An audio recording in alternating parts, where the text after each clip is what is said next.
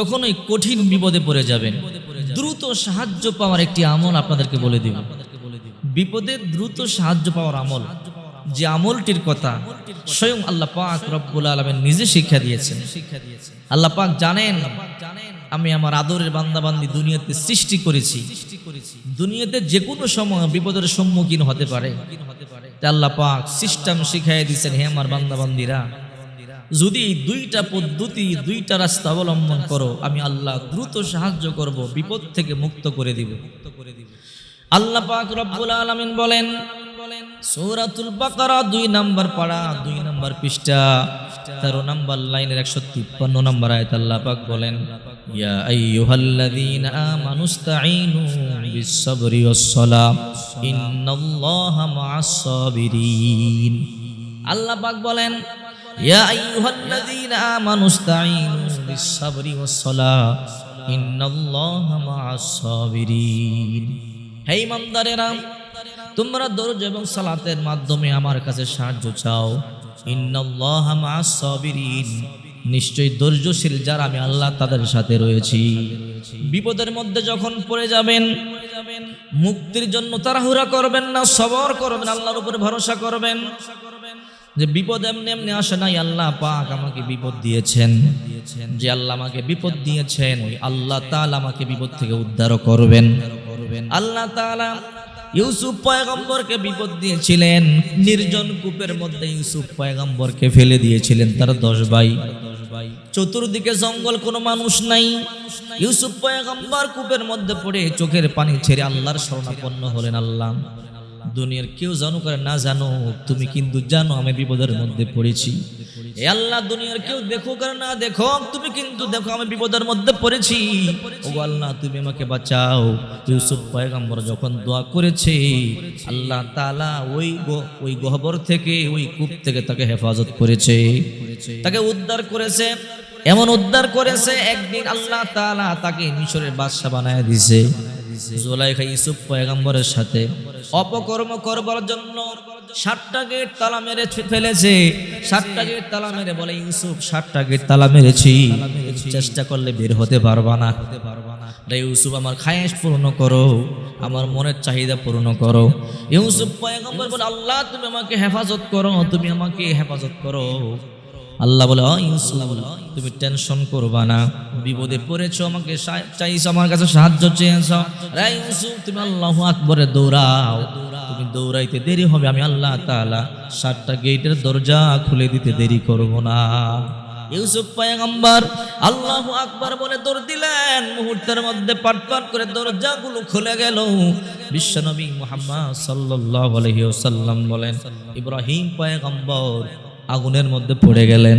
আগুনের মধ্যে ইব্রাহিম পয়গম্বরকে ফেলে দিলেন হাত পা বেঁধে। ইব্রাহিম পয়গম্বর আগুনের মধ্যে পড়ে আল্লাহকে বলে, আল্লাহ আমার মা বাবা আমার আপন হলো না, আমার বাবা পর্যন্ত আমার হাত পা বেঁধে, আমার হাত পা রশি ধরে ধরে টানে।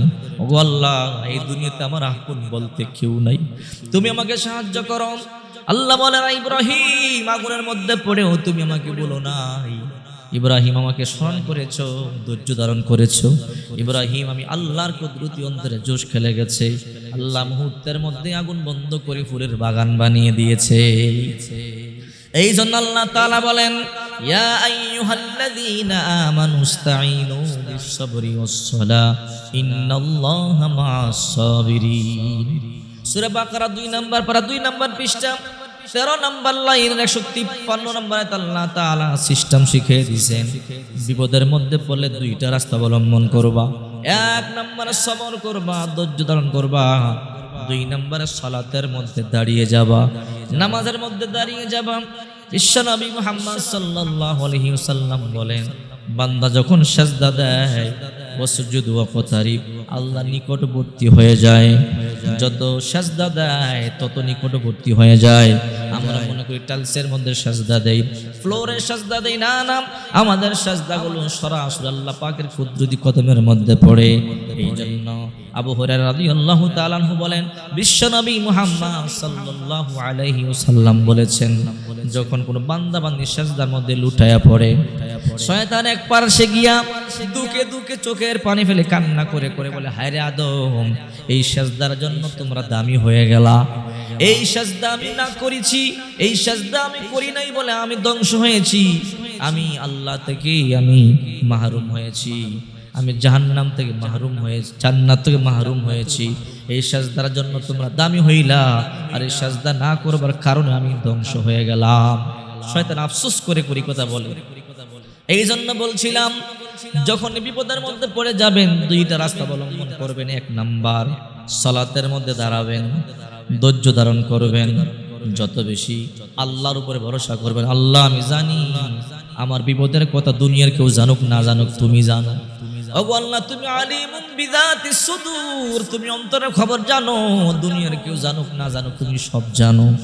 ওগো আল্লাহ, দুনিয়ার কেউ দেখুক আর না দেখুক তুমি সব কিছু দেখো। ওগো আল্লাহ, আমার অন্তরে শান্তি ঢেলে দাও, বিপদ থেকে আমাকে মুক্ত করে দাও। যখন কোন বান্দা বান্দি চোখের পানি ছেড়ে এমনি কান্না করে, আল্লাহ বলে, হে ফেরেশতারা দেখ, তোরা না বলেছিলে আদম সন্তান আল্লাহ বানায়ও না, আমি আদম বানাইলাম। আরে আদম বিপদের মধ্যে পড়ে চোখের পানি ফেলে ফেলে আমার কাছে কেমনে সাহায্য চায় দেখ। সেই ফেরেশতারা আমার কুদরতি অন্তরে জোশ খেলে গেছে, আমি আল্লাহ তাআলা তাকে মুহূর্তের মধ্যে বিপদ থেকে মুক্ত করে দিলাম। এই জন্য যখন বিপদের মধ্যে পড়বেন, এক নম্বরে ধৈর্য ধারণ করবেন, দুই নম্বর নামাজে দাঁড়ায় যাবেন। বিশ্বনবী মুহাম্মদ সাল্লাল্লাহু আলাইহি ওয়াসাল্লাম বলেন, নামাজ আমার চোখের শীতলতা, নামাজ আমার অন্তরে প্রশান্তি। আল্লাহর রাসূল যখন নামাজের সময় হয়ে যেত, চক্ষু লাল হয়ে যেত। আম্মা জান আয়েশা সিদ্দিকা রাদিয়াল্লাহু তাআলা আনহা বলেন, যখনই আজান হয়ে যেত, আল্লাহর হাবিব আমাদেরকে চিনতেই পারতেন না, আল্লাহর হাবিব আমাদেরকে চিনতেন না, আল্লাহর হাবিব আমাদেরকে ভুলে যেতেন। যতক্ষণ পর্যন্ত পয়গম্বর নামাজ আদায় না করতেন আমাদেরকে চিনতেন না। আমরাও পয়গম্বরের সাথে বেশি কথা বলতাম না।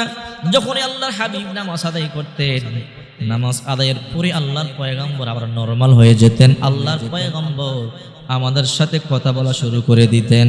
সাহাবায়ে কেরাম কেমন আমল করেছে, বিশ্বনবী সাহাবীরা কুঠার উপরে তুলেছে কাঠ পারবার জন্য, কাঠ কাটবার জন্য কুঠার উপরে তুলেছে। আজানের আওয়াজ কানের মধ্যে চলে এসেছে, উপর থেকে কুঠার পিছন দিকে ফালায়া দিয়া, আর সামনে ফালায় নাই, পিছন দিকে ফালায়া দিয়া নামাজের জন্য দৌড়ে চলে এসেছে। এই জন্য বিশ্বনবী মুহাম্মদুর রাসূলুল্লাহ সাল্লাল্লাহু আলাইহি ওয়াসাল্লাম বলেন, ইবাদতের মধ্যে সর্বশ্রেষ্ঠ ইবাদত হলো নামাজ।